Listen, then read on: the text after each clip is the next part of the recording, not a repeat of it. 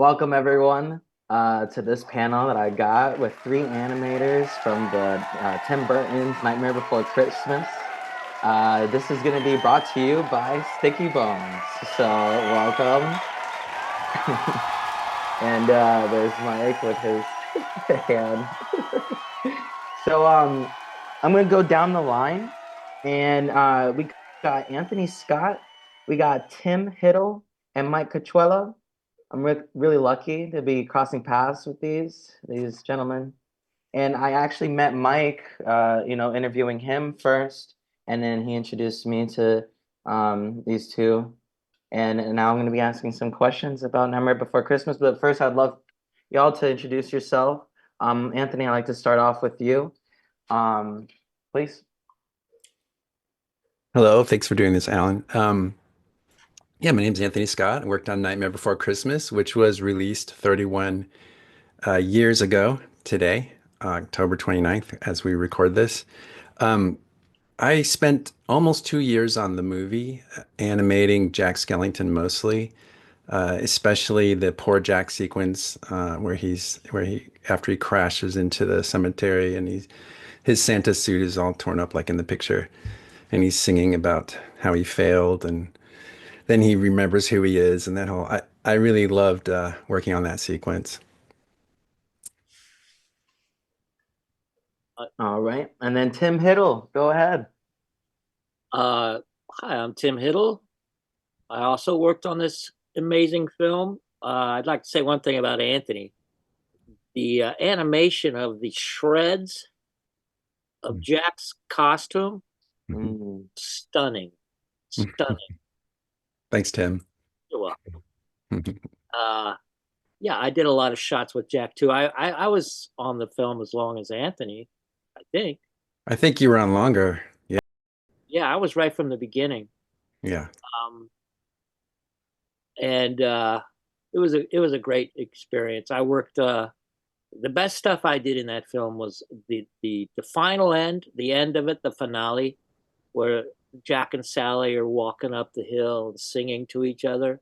yes, Some of the best stuff I've ever done in my life, really. it's gorgeous. Yeah, that's a Um, great sequence. It's and beautiful. some stuff with Jack on the hill when it unfurled. I did that. I also did, yeah, I did this shot where he's holding his head. That was one of the first shots that I worked on. That was really in the beginning of the film. I Iconic. mean, the beginning of the first earliest shots that I did, and I was still trying to find Jack, trying to get trying to find him. Uh, so it was yeah, it was great. Nice. All right, Mike, what do you got for us? Who Yeah, are you? yeah. I am not a stop motion animator, although I've the only animation I've done is with the Sticky Bones, and definitely caught the bug. On Nightmare, I was a storyboard artist, and I did a lot of 2D animation, like Oogie Boogie Shadow and Ghost and things like that, Yeah. and storyboarded some of the key sequences, like um, Kidnap Mr. Santa Claus and Jack delivering presents. I also did some character design, and that was the coolest thing about you know working at Nightmare at Skellington, because it was I wouldn't say chaotic, but everyone got a chance to get their hands in the mix on various things, uh, and it was a great project to start out on. A little stressful for me. I was like in mid 20s or something like that, and yeah, and completely in awe of the stop motion animators. I kind of wanted to try it, but these armatures cost like tens of thousands of dollars. Like it'd be like if you broke one of those things. I All right. think I was just too chicken, but I'd yeah, be chicken too. I'd be scared. yeah.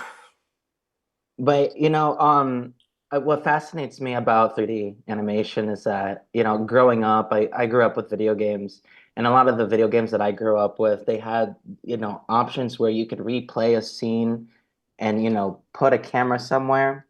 and you can look at the situation at different angles. And I remember just replaying the same scenes and putting the camera somewhere else. And I was just so fascinated by that. I felt like I was learning a lot of, filmmaking through just playing around with, a 3D map and to see that, yeah, to have that kind of control and to be able to, control things like that, like a video game, like it's just so cool. I just get so blown away. So who am I looking at right there? That's me. Yeah, it is. That's me climbing up onto the set. Uh, Nowadays, they can cut the set away so you have better access, and then they can rephotograph that part that was missing and stick it back in and post. But back then, we would just climb up on the set. And I would. This was a shot that had, I don't know if it's the same one, but there was a sequence where there was like 30 puppets, and the bathtub with lock, shock, and barrel, and Santa was. They were coming down into the town, and all the townspeople were gathered and looking. And yeah, me and Ken Willard worked on that shot, and we got maybe like 24 frames a day total. Wow. And, yeah, but yeah, I that shot required me to get up on the set, move that huge bathtub, animate all the characters as they're walking. Yeah. Um, that scene is iconic too. I storyboarded this. I think this sequence is where like the clown goes through the crowd Mhm. to the meeting, and I remember Bo Henry, one of the like the shop head of the shop. He came up to me like with the storyboard, and he goes, you can draw this, but we have to build this. And I was just a kid, and but it was great. Yeah, we were all kids, kind of, I Yeah. mean, compared to what we are now. But this was my first feature film. Wow. Yeah. Mine too. Wow, that must have been crazy. Mike and I and a few others, we went to, it was Musso and Frank's, and then we went somewhere else. We got some drinks, and then we were walking down Hollywood. And it's Hollywood, so they're just showing pop culture, right? Like Mhm. everything that stands out. And obviously, we see Nightmare Before Christmas, we see it, all over the streets of Hollywood. That must be so surreal working on something Yeah, and then all of a sudden it becomes pop culture. Like, it's how, it's how's wild. that aged for you guys? Like, I can't imagine what that's like. Yeah, and more and more like Christmas decorations on people's yards and stuff like that. Yeah. And Yeah, like when it came out, it kind of came out and then disappeared, but then it came back. It came Right. back because people loved it, and it Hmm. just came back, and it's still going. There's Yeah. still merch. There's still people who Yeah. love it. It's Right, right. amazing the legs that this film has. And Yeah. it's crazy knowing that you guys were there, like fidgeting with it, holding your breath, walking on the set. I'd be too scared to do that, to be honest. yeah. That would make my heart just drop. I wouldn't be able to. The puppets are pretty tough. I mean, you could break them. The fingers, they were just wires. They would break, but they could replace them at the wrist. Right. I did break a Jack Skellington shoulder once, and Oh, I mean, I wasn't like, you know, muscling it or anything. I was being gentle, but I think I was just trying to pull it in a weird way, and it could have been a bad, solder, a bad joint or something. Anyway, they had to fix it mid shot, but it was okay. They were able to do that, and I carried on after that. There's a lot of like stories like that in stop motion. You don't get this in other mediums as much, where some kind of right. Yeah. disaster happens. Like I had a key light blow on one set on one shot, and it wasn't just the lamp, it was the entire housing was destroyed and they had to replace it. And so they had to like, anyway, it took them a week. So I went off and shot another shot while they were fixing it and getting it back in the exact same spot. They used like a frame Oh my grabber to kind God. of position it and to capture it. And you can't tell when you watch the shot. You just can't tell that they replaced the light. Wow. I, I just want to talk about this shot right here. So this shot right here is when I knew this is going to be an awesome, super cool film. Uh, it's like it's a dramatic kind of scene, and I can't remember what he's saying here, but Tim animated him so his fingers extend one at a time, like at the end of the, on this particular spot right here. And I was like, oh man, this is just going to be so cool. Nice. And I love the setup of these scenes too, like how the moon looks like a spotlight, and there's that shot where it's Sally and Jack, and Jack is going up the hill, and then they take turns like having the moon in the background for each character, like the spotlight is on them. And I love that setup. Like, is that something that you're told before, like you're animating, like, hey, the moon has to be, behind Sally at this point and then behind here. Like that's stuff you're seeing in the storyboarding as you're doing it. That's the camera. The camera Mhm. ops are setting the stuff up. Okay. So, but one thing about Nightmare, it's all practical. It's all Yeah. it's all put on a negative. There was no green screen. So everything you see was you were in that set. You were in the set with everything. Wow. Uh, there was a big moon behind me when I was animating this. I would come up from behind the hill and animate, get out, take the picture. But it's all practical. That was the amazing thing about Mm-hmm. it. And if you look at the list of we watched this the other night. At the end, the credits, they're not long. There weren't that many animators. Like Hey, what, maybe 20? I don't know. Compared to credits now, it's they go on Yeah. forever. But in this was a small crew doing different things, like Mike said. He no. did. He wore many hats, and it was an amazing project. Oh, there's the jacket. Yeah, that's Pete Kazacek. He was the DP on the film. Nice. Hmm. yeah, he really he brought up the filmmaking, you know, Yeah. to a new bar for stop motion, Yeah, with those camera moves that would motion control camera moves, through sets and it and there was a use of forced perspective in sets, wasn't there? On some A lot. shots. Yeah. Yeah. I think about the what's this sequence where there's the train. I didn't do the shot, but it's a huge shot where Jack's on the train and then he skis down. I think Oh that's yeah. multiple scales. yeah, that was like a Mm. half scale train, a half scale Jack, and then he Yeah. jumps off, goes behind a hill, and then he comes up and he's full size Jack. Oh, Yeah. that's sick. This photo here is to help Joe Carson, the camera operator, give her an idea of where Jack would be on different positions of the frame, where the camera was. I mean, I wrote like Oh, frame numbers on the heads of the stand-ins to give her an idea where Jack that's so was going to be. smart. That's great. Yes, Oh because my God. he was running I all have over a the question place. about this scene. Hmm. The scene where Sally's putting is sewing on the Santa costume Hmm. onto Jack. When that scene starts, unless you're really looking into the mirror, it feels like they're in a room by themselves, like they're having their own intimate moment. And then they just so happen to also be, in the middle of the town with with everyone else. Hmm. I'm sure that's, to, cut time shorter and, not have, too many scenes in between.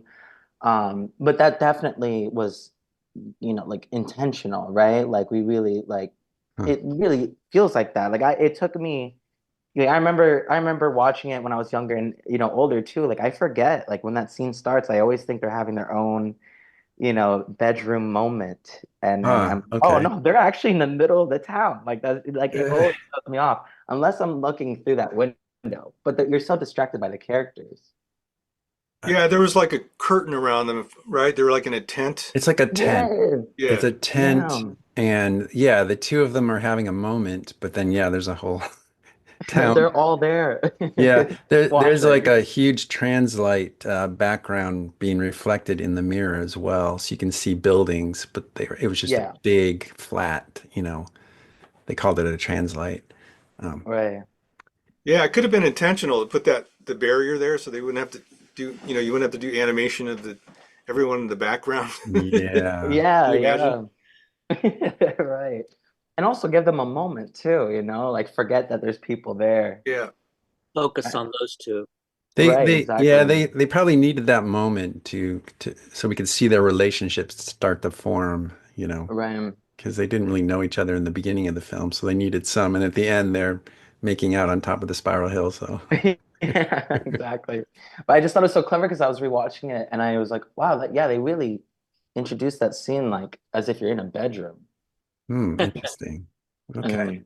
Yeah, It was a tricky shot because the camera was all the way up there, really close to Jack's head when we were pulling out. There's one shot where it's just kind of slowly pulling out, and you see these lock, shock, and barrel in the reflection. Um, yeah, they had to program the camera to back up so I could get the characters Mm. in the right spot. Then I would hit a button and it would bring the camera back on the track, Oh my and then goodness. I would line it up again, like carefully.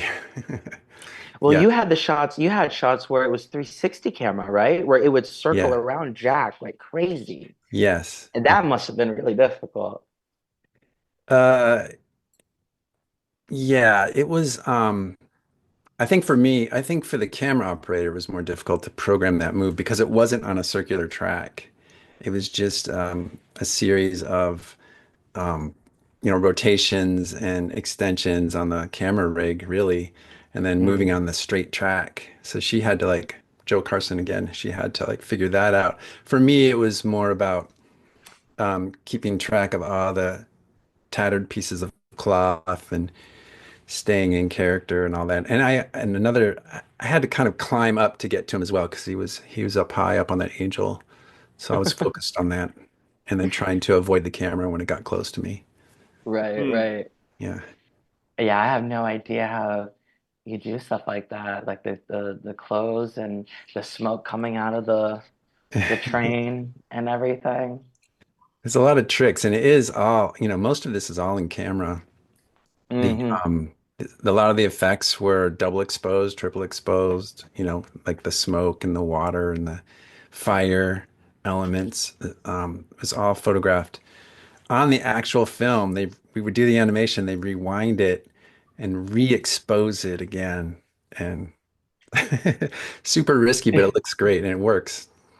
I remember, yeah, there's stuff that's on fire in this shot, and I would notice that, oh yeah, they had to do that in post, the fire.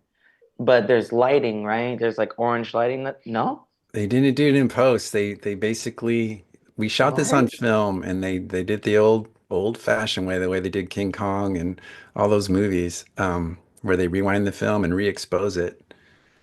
Yeah. Sometimes more than once or twice. They go for multiple Wow. exposures. So several. you would go on the set and you would see like the same shot that had been animated. Yeah. There would be these little white foam core cards, Yeah. and they would darken the rest of the set, and they would project. They like converted this um, projector to project little bits of flame and stuff here and Mhm. there. Oh my gosh. And so that was the genius part about it. And Pete Kazacek brought this kind of ILM type of know-how, is that so you could recreate the camera moves and do these like second exposures on the same film, like winding it back. Wow. And that stuff was so, like, just thinking about it was so stressful to me. Yeah. And then another intimidating thing about doing stop motion was that back then you only had like one or two frames before the frame that you're taking, right? That you could see. Oh, our frame Yeah. grabbers were great for the time, but you could not play back your shot. You could only see your live frame and two stored frames. And as you recorded each frame, it would record over. Yeah, so you'd only have two frames that you could flip back and kind of get an idea of where things were going. Oh And that my helped with gosh. smoothing things out. But because it kept overwriting, you couldn't play back anything like you can now. So basically, when it came time to see your final shot, you had to wait till it came back from the lab and everyone assembles in the dailies room, and you're sitting way Oh in the my back, hoping goodness. with your fingers crossed that your shot gets approved because you don't know for sure what it's going to look like, and you're watching it with the director and everybody. Oh, Wow. yeah, that took some getting used to. Yeah, Wow. yeah, Yeah, we could see three consecutive frames, and remember that was like a huge breakthrough it because was. before we couldn't see anything. Yeah, We just shoot. But this was three consecutive frames, and it allowed us to really get it smooth. And also, yeah, I remember like taking more risks because I could take it back. If it yeah, wasn't going to work, I could take it back. yeah, But we still Mm. had to figure everything out, on our X sheets because those three frames were like, holding it together frame to frame, but we had to figure everything else out before. Uh, Mm. yeah. but I remember it was a huge uh, step forward having those three frames. And also, Mm. if you blew a Yeah, light or something, yeah, if you bumped the set, you had a frame to match it up to. You could save the shot by because you had those stored frames. yeah. Oh yeah. Just a couple, but It worked. I mean, it really helped tremendously. But you still couldn't see your shot, and we didn't even know what that was like back then anyway, because like Tim said, when we worked on Gumby, we were just shooting. We had frame grab, or no, we didn't. We had surface gauges that would help us gauge like how far the puppet had moved, and we'd pull the gauge out and take the frame.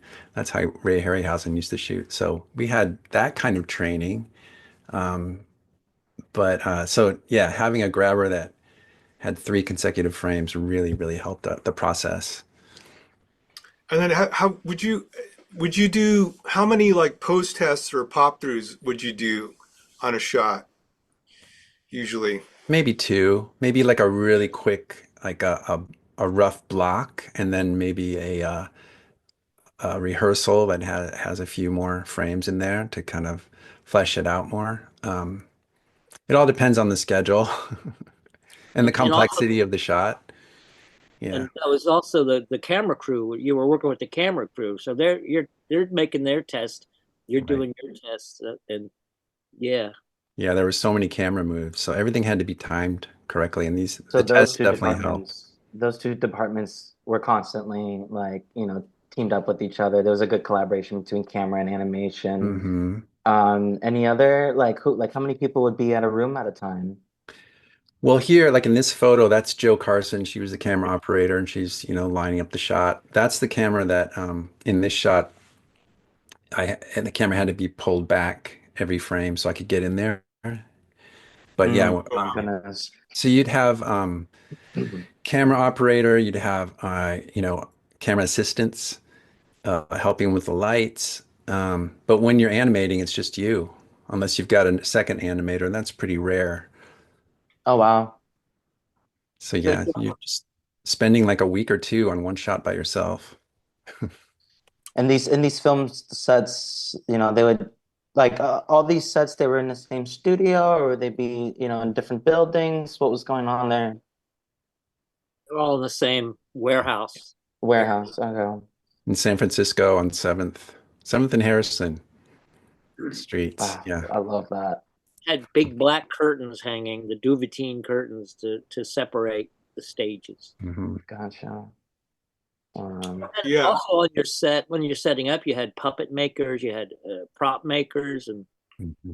set dressers. Everybody's coming in, and everybody's working on it together. And then finally, finally, the launch day, it's just the animator.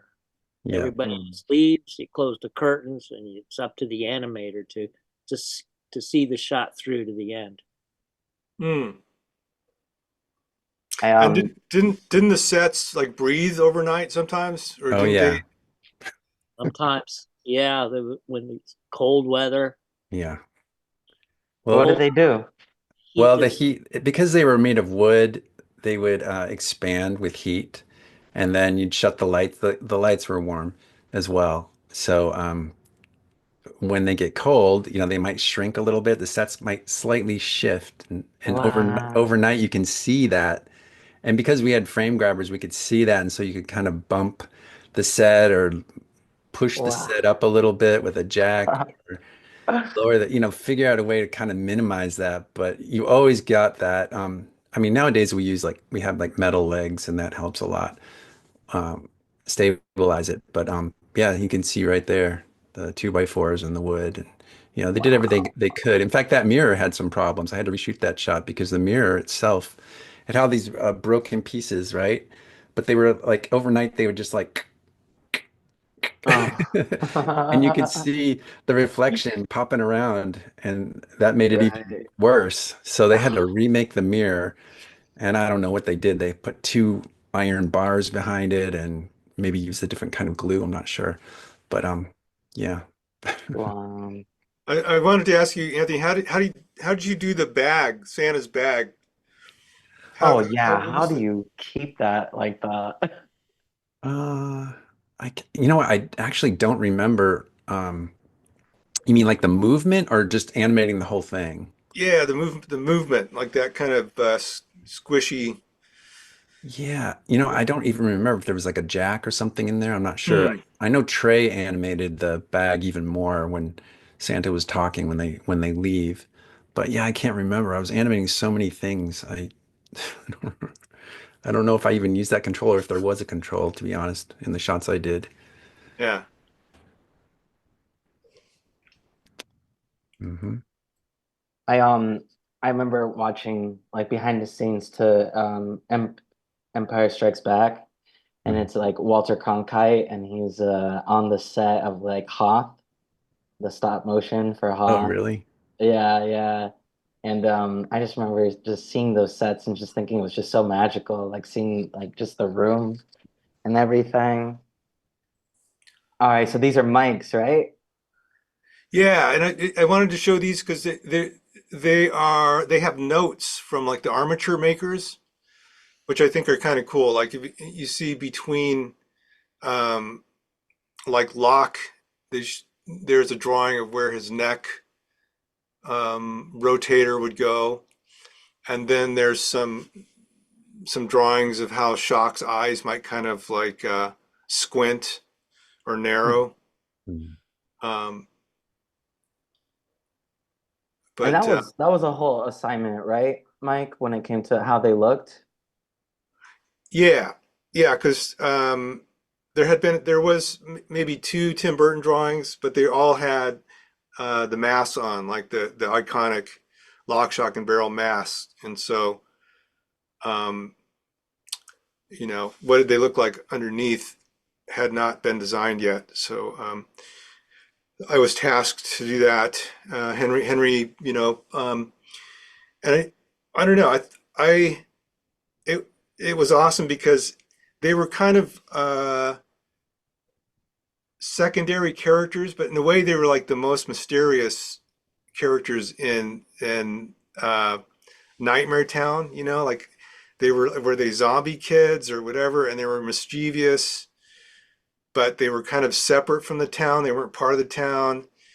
And then Henry wanted to base their antics like on really dangerous, you know, uh, antics based on Survival Research Laboratory, which was this art performance group in San Francisco that would do things like stack pianos on top of each other and light them on fire with a V2 rocket engine shooting out, like 30-foot flame.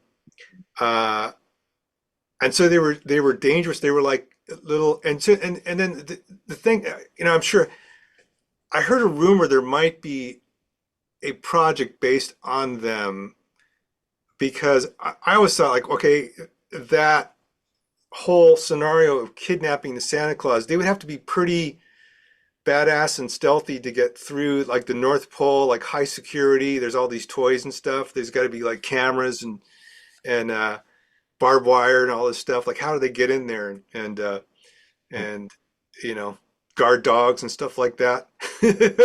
Right, Maybe like right. giant elf security guards. It's like that to me was like a whole adventure that It's a whole um, series that's waiting to be made. Yeah. But I know that there was the scene where they get onto the bathtub, and it's that very iconic scene where the bathtub then stands up and starts walking away. Y'all worked on that sequence, right? That Um, wasn't me. Who was that? Was that Trey? hey, that was Yeah. Trey Thomas. Oh, gotcha. Amazing, amazing stuff. Um, Trey did Sally's song as well. One of the highlights for sure. I know that I think Tim, you worked on. I saw on your YouTube channel you had the train and it had the smoke coming out of the train. Did you also do that on Nightmare? No, no, No, that was also Trey. that was also Jay. It looked like you know, comparing the works. I think that inspired me. Gotcha. Yeah, because I saw it on your YouTube channel. I was like, oh, it's so nostalgic. Like, and I don't know how y'all do that too. Having the smoke come out. What are you using? Well, I was using a fishing line, Fishing my line? fishing line. I Gotcha. still have from Gumby. It was Wow. spider wire. It was this incredibly thin wire, incredibly thin. I could never find it after that, but I just a little bit left to have from. Wow. So it has a little bit of Gumby in there. That's great. I And this remember that stuff. this shot, oh, there he is. There he Speak of the is. devil. Wait, let me go back to. Oh yeah, please. I would love to know more about that shot. This Mark Rabot was a fabricator, a set builder, or what do you call him, a rigger? I don't know. He built an armature uh, in the spiral for this shot. There was an armature that he built that would let me unfurl the thing bit by bit. And so when he walks down, just steps down and it's unfurling. But we had to figure it out so that, there's a, there's screws holding him, screw tie downs. So I had to have a little hole to accept his tie down when he steps down and to Yeah. the end. And for this shot, I remember there was no rest on this shot. And a lot of shots, for me at least, if he's walking and singing, he takes a step, you tie him down, then you can like take a breath in a way because Mhm.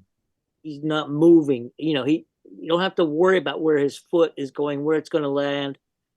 For a few frames, he's planted on the ground. You can kind of take a breath until he has to walk again. But this shot there was no relief because I had Wow. to keep an eye on where he's stepping and also make sure that the hill was unfurling far enough ahead of him so he could, hit his mark. Yeah. And this shot and so many shots, there's so many ways you could screw it up. So So many fascinating. ways you could, something could go wrong or you're going to miss something. Uh, but this shot was, I just remember there was no rest until he was off and he was walking on solid ground. And then, Mm, and you see Zero up there. So the way we would put Zero, we did the shot. I did the shot with Jack, and then he was done. So they rewind the film, black off everything except Zero on the set. And I don't know what they did. Shot him half exposure here. I don't know how they did make him ghostly. But then I would animate Zero, on the same negative. The whole thing is the set is blacked off except for him. So Zero is being exposed on the negative for Did that they set. pull the hill out when you did that, or did they leave the hill in? No, they left it in. I That's think. in.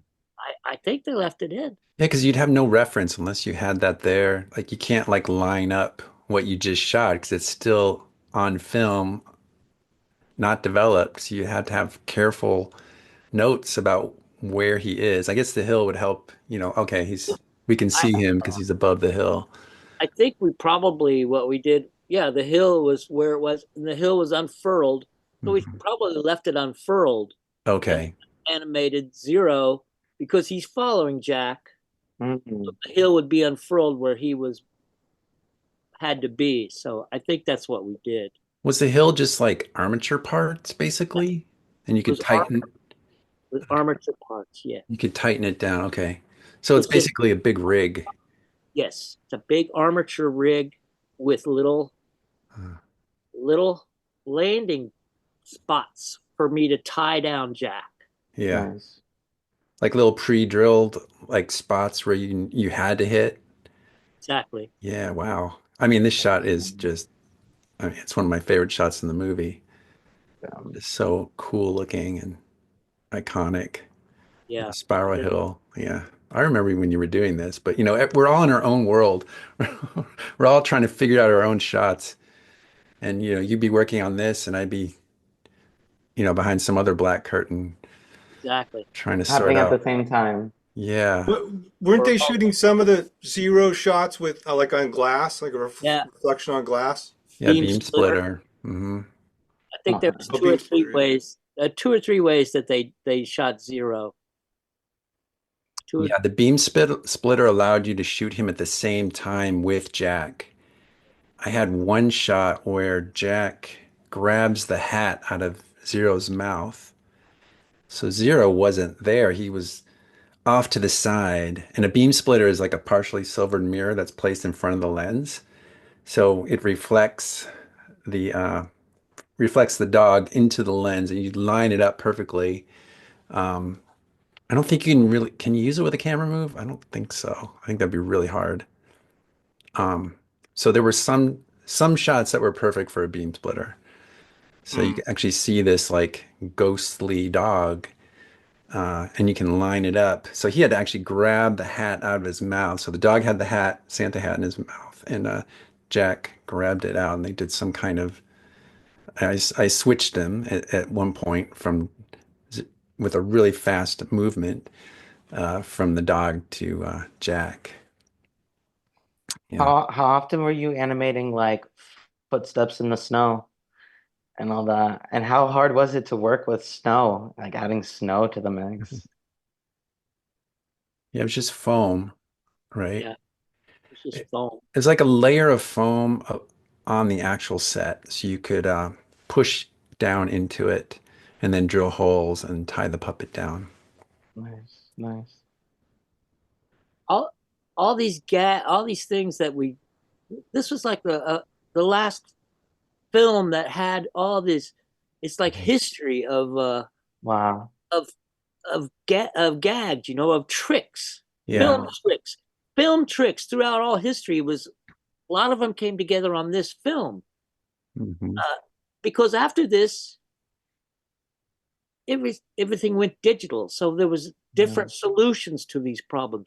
But when we made this film, the solutions were, uh, you know, in the history of the camera ops and of Pete Kazacek, that the gags, the tricks to that they've developed over the history of cinema. Yeah. Yeah, yeah. That's pretty fascinating to know. Yeah, that was exciting for me because I'd always read about these tricks in books. And here we are Doing them utilizing all. all of those tricks. There was rear screen Yeah. projection as well. There was a shot where Jack's reading books and there's a fireplace behind his bed and there's flames flickering. And that was all done actually at the same time by having a projector behind the set projecting the flames. Um, Wow. yeah, so sometimes rear screen projection was the solution. Sometimes it was front screen projection, which required you to rewind the film and re-expose it for like some of the smoke and the snow. I think in the snow globe shot here, I think that was, yeah, the snow moving around in there. That's Wow. another exposure. Oh yeah, there's the fire. That's a Okay. part. Yeah. There it So is. that's rear screen projection right there. Remember that contraption? Seeing that contraption, it was huge. It was like a A huge projector that won't burn up the film. So they have some kind of cooling method. I'm not sure technically amazing. what it's called. It was amazing. Yeah, but we got to, have that experience. And Tim's right. We didn't do much of this after that. Maybe a little bit on James and the Giant Peach, but not much because there's a lot of blue screen. Yeah. Um, Ooh, I just saw a couple camera tracking yeah. glitches. Yeah, you can see the overnight shifts in that shot. Yeah. Yeah, that's so interesting. Yep.